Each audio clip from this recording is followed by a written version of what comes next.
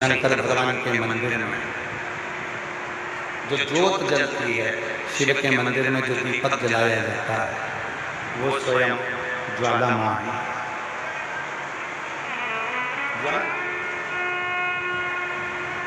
पशुपति व्रत में आप और हम पशुपति व्रत जब करते हैं, कोई मेरी जीजियाँ, कोई मेरे जीजा, कोई मेरी बेटियाँ, कोई बेटा, कोई मेरे बुजुर्ग माँ बाप जब पशुपति व्रत करते हैं, उस पशुपति व्रत में मंदिर से 5 दिए प्रज्वलित करने के बाद एक दिया लेकर हम अपने मंदिर से घर की ओर जाते हैं।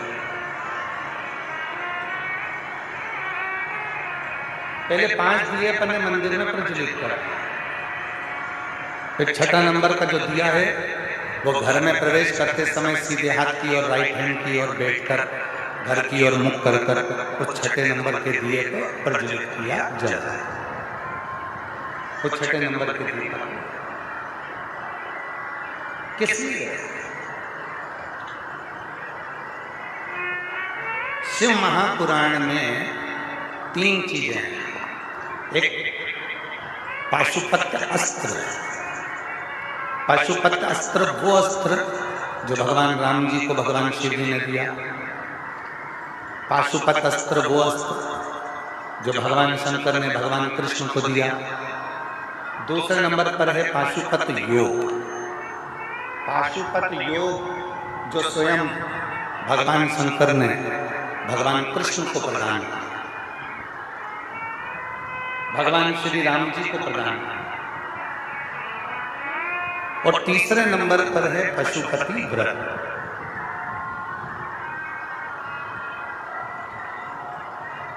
सारे देवताओं ने पाशुपत योग ले लिया, सारे देवताओं ने पशुपत अस्त्र ले लिया, अब बचा तो केवल एक पशुपति व्रत बचा।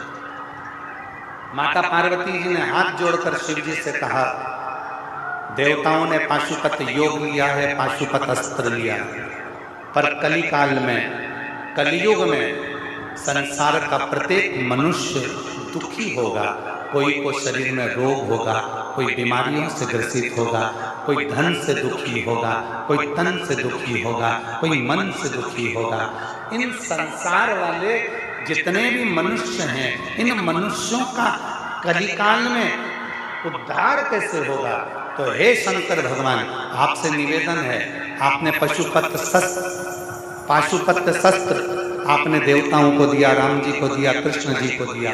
आपने पाशुपत योग भगवान कृष्ण को दिया, राम जी को दिया।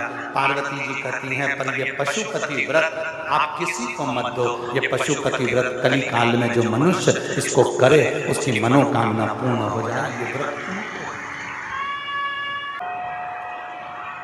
उस शिव पुराण को जब से शिव भक्तों ने सुनना प्रारंभ करा और उनके चित्त में विद्येश्वर संहिता का ये श्री शिवाय नमस्तुभ्यं मंत्र आया और उन्होंने गीता प्रेस गोरखपुर की शिव पुराण को पढ़ा, सुना, उनके बाद में उनके मन में आया कि एक मंत्र पृथ्वी पर ऐसा भी है, श्री शिवाय नमस्तुभ्यं, जिसको अगर नहीं भी जपे और कोई जप कर निकल रहा है तो उसके मुख का दर्शन कर कर भी व्यक्ति अपने जीवन को समाप्त कर। एक मंत्र है श्री शिवाय नमस्तुभ्यं, जिसको स्नान करा नहाए तो जपो, नी नहाए नी स्नान करा तो जपो, भोजन कर रहे हो तो जप लो, नी कर रहे हो तो जप लो, पलंग पर सो रहे हो तो जप लो, कैसी भी दशा में हो, कैसी भी अवस्था में हो, अगर तुम्हारे चित्त में, तुम्हारी वृत्ति में श्री शिवाय नमस्तुभ्यं उच्चारण चल रहा है, तुम उसका स्मरण कर रहे हो,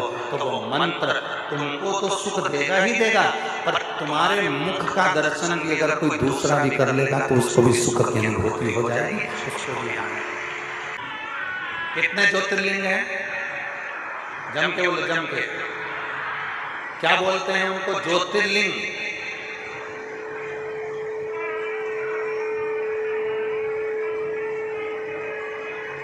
जिसमें शिव और शक्ति दोनों की ज्योति एक साथ विराजमान है, उसको ज्योतिर्लिंग कहा है। आप लोगों में से देवघर कोई गया? 12 ज्योतिर्लिंग में से ज्योतिर्लिंग है देवघर, बाबा बैद्यनाथ।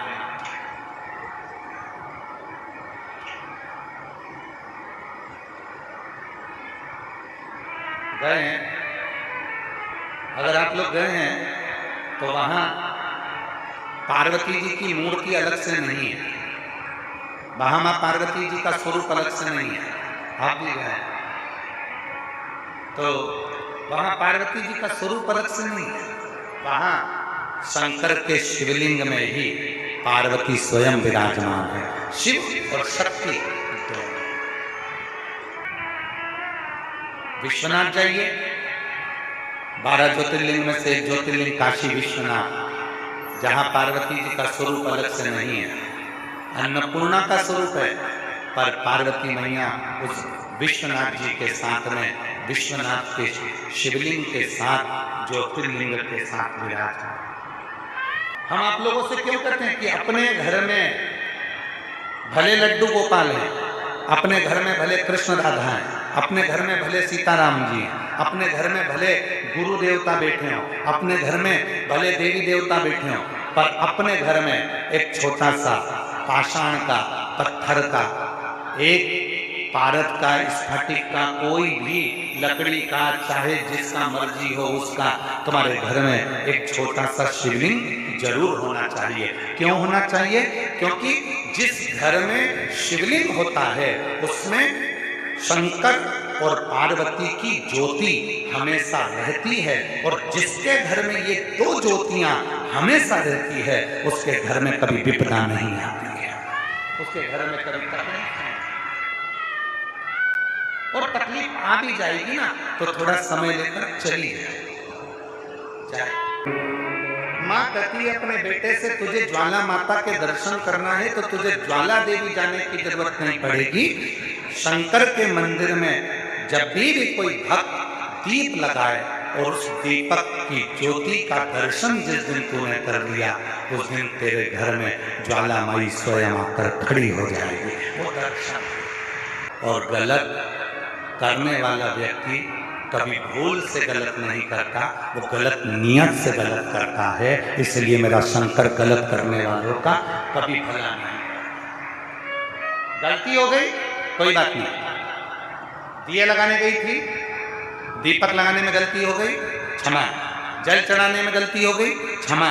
व्रत करने में गलती हो गई, क्षमा। पूजन करने में गलती हो गई, क्षमा। 13 जून को पुरुषोत्तम मास की जो शिवरात्रि और शाम को 7 बजे आप और हम सभी ऑनलाइन आस्था चैनल पर, यूट्यूब पर, फेसबुक पर ऑनलाइन अपने घर में पार्थिव शिवलिंग की पूजन करेंगे। सब अपने अपने घर में पूजन करेंगे, एक जगह पर बैठकर हम पूजन करेंगे, वो सबका दर्शन कराएंगे। और 5 चीजें आपको पहले बता चुके हैं जो चढ़ाने वाली चीजें हैं, वो भी बता दी है। पूजन की सामग्री की लिस्ट भी तुम्हें टीवी के माध्यम से मिल जाए, सोशल मीडिया के माध्यम से। अब कई माताएं कहती है, गुरुजी आप जब पूजन कराते हो कई बार मंत्र जल्दी जल्दी हो जाते हैं तो हम चढ़ाने वाला सामान थोड़ा धीमे चढ़ा पाते हैं, कई बार हम ये सामान चढ़ा ही नहीं पाते, कई बार हमारा सामान हम भगवान को चढ़ा ही नहीं पाते, तो क्या हमसे गलती हो गई? ध्यान देना, गलती अगर होती है तो शिव क्षमा करते, गलत को शिव क्षमा नहीं करते, गलती को शिव क्षमा करते। गलती भूल से होती है और गलत नियत से होता है। जब हम गलत नियत से किसी का गलत करते हैं तो मेरा देव अधिदेव महादेव कभी माफ नहीं करता, उसका तो भोग तुमको भोगना ही पड़ेगा। तुमने अगर गलत नियत से लोभ के कारण तुमने अपने कि मुझे इतना हो जाएगा, मैं ऐसा कर लूंगा, मैं वैसा कर लूंगा, लोभ के चक्कर में, वासना के चक्कर में, आसक्ति के चक्कर में, तृष्णा के चक्कर में, मैं हूं, मैं करूंगा, मेरा धन, मेरा वैभव, मैं इतना कर लूंगा, मेरे पास में इतना धन आ जाएगा, मेरे पास में ऐसा हो जाएगा। जब व्यक्ति गलत नियत से कुछ करता है तो मेरा शंकर कभी उसका साथ नहीं देता। और गलत नियत से करने वाला व्यक्ति जब गलत करता है तो एक ना एक दिन उसकी ऐसी दशा होती है कि मरते दम तक वो ये भूल नहीं पाता कि मैंने जिंदगी में ये बहुत बड़ा गलत काम कर दिया। ये बात बहुत गलत है, बहुत। तू नहीं जानता कि शंकर भगवान ने कामदेव को देखकर अपने नेत्र क्यों खोले? क्योंकि शंकर भगवान है सती के पति और कामदेव है रति के पति।